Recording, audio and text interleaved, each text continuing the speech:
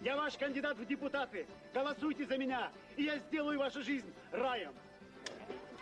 Люди, давайте любить друг друга. Брат, я вижу, тебе холодно. Возьми мою шапку. Мы должны любить и уважать наших женщин. Ведь женщина – это хранительница очага. Сестра, тебе трудно, я помогу тебе. Мы должны уважать наших старших.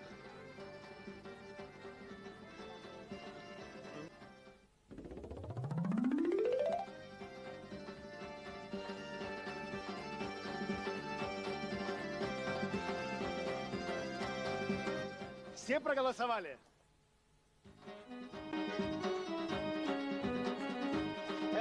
А ну-ка, дай-ка Саша. Дай сюда, холодно дома сиди. Так, ты, давай, курить вредно.